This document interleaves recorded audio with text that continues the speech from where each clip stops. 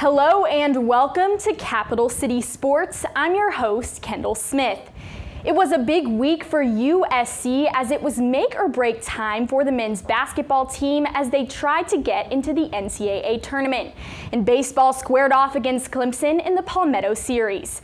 Everything and anything from the past week of Gamecock Athletics tonight on Capital City Sports.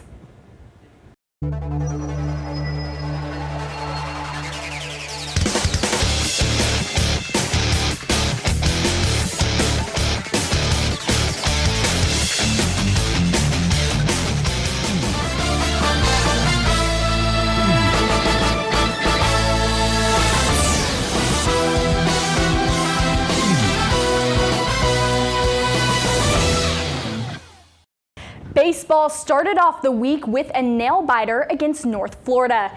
Cade Crenshaw was at Founders Park with the coverage. Cade? Thanks, Kendall. It was a humid Tuesday night here at Founders Park as the Gamecocks took to the diamond to take on the North Florida Ospreys. South Carolina got off to a hot start on Tuesday as George Khalil hit a two-run home run in the second inning to give the Gamecocks the early lead. North Florida, however, wouldn't go down quietly as they caused problems for South Carolina's pitching staff throughout the night.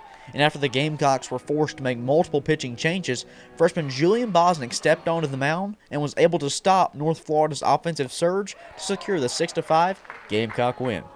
Back to you, Kendall. Cade, thank you. Switching over to the softball diamond, the Gamecocks picked up their sixth straight win last Wednesday when they took on Georgia Southern. USC held off a late rally by the Eagles in the seventh to hold on for a 5-3 victory. Carly Heath got her second win of the season after striking out 6 batters and only allowing 1 run in 4 innings. The men's basketball team also took on a Georgia foe on Wednesday. USC and the Georgia Bulldogs needed overtime to decide a winner.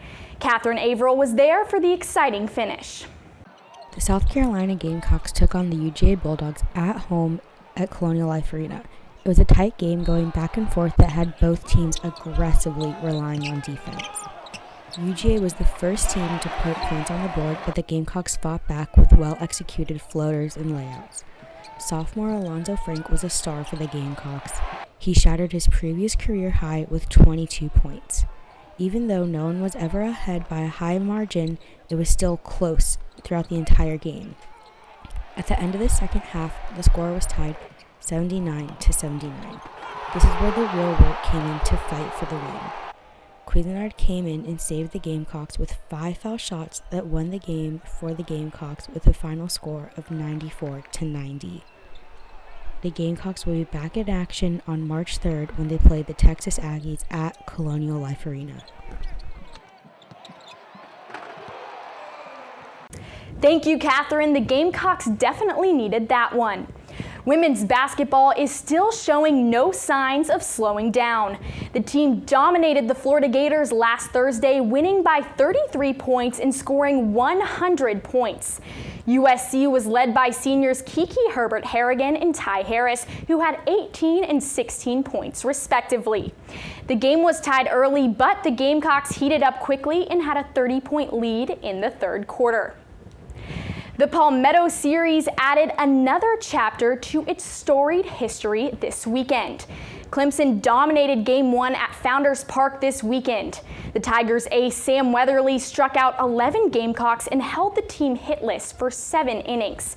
The Gamecocks didn't get their first hit until the 9th, a solo homer by Brady Allen to get USC their only run of the day as Clemson cruised to a 7-1 victory.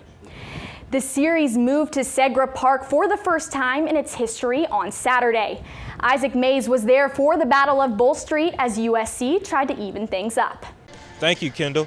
The Gamecocks evened the weekend series against Clemson at the Battle at Bull Street at the home of the Columbia Fireflies on this great leap day. The Gamecocks opened the game sluggish, going scoreless in the first. On the other hand, Clemson's second baseman, Elijah Henderson, scored the first points off a sacrifice hit for first baseman David Sharp. Carolina responds as left fielder Andrew Eisters tripled to center field to bring in the catcher Dallas Beaver to tie the score 1-1. Third baseman Jeff Hydrick singled to first to put up the Gamecocks 2-1 in the second inning. In the top of the fourth, first baseman Wes Clark sends a homer to expand the Gamecock lead to 3-1. In the seventh, right fielder Brady Allen singled in the middle of the seventh to bring in designated hitter Brian Bowman for the score. Bottom of the eighth, Clemson tries to bounce back as first baseman David Sharp bangs a two-run homer to bring the score 7-4 in favor of the Gamecocks. However, in the ninth, both teams scored 1 point, but the Gamecocks win. Today marks the largest attendance in USC-Clemson baseball rivalry history with 8,900 fans. South Carolina will look to win the series Sunday at Clemson at 2 p.m.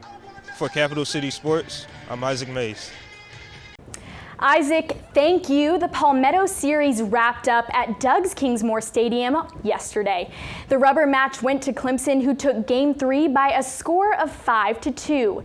The Gamecocks led until the 7th inning when Clemson mounted a comeback. This is the second series in a row that USC has lost. They'll look to right the ship on Tuesday against Furman. The softball team dropped their first home game of the season on Saturday when they fell to the Troy Trojans 2-1. The Gamecocks had a 28-game home tournament winning streak snapped when they couldn't overcome a sluggish offensive showing. But the Bats came to life in Game 2 of the Garnet and Black Challenge. USC run-ruled UNC Charlotte when they scored 10 runs in the first 4 innings to leave no doubt against the 49ers. USC came out on top over Charlotte again on Sunday, this time winning 10-7. The Gamecocks also came out on top in a rematch against Troy later that day. The Gamecocks bested the Trojans behind a 3-run walk-off home run from Hannah Kumiyama. The Gamecocks are celebrating their best start to a season today as their win over Texas A&M yesterday improved their record to 29-1. USC picked up their 11th win over a ranked team and completed a perfect season in SEC play when they beat the Aggies 60-52. The team was led by senior Kiki Harrigan, again who had 20 points on her senior day. The other senior star guard Ty Harris pitched in 9 points of her own. South Carolina now turns its attention to the SEC tournament in Greenville. The team earned a double bye and will play their first game on Friday. The men's basketball team's March Madness hopes took a blow this weekend. The Gamecocks lost to the Alabama Crimson Tide on Saturday night. The team dropped another opportunity to bolster their resume with Selection Sunday right around the corner. South Carolina has their last home game of the season on Tuesday, where they'll honor senior Mike Kotsar and graduate transfer Micaiah Henry before facing off against Mississippi State.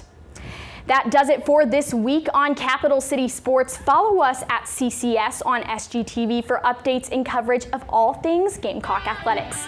For Capital City Sports, I'm Kendall Smith. Have a great night, Carolina.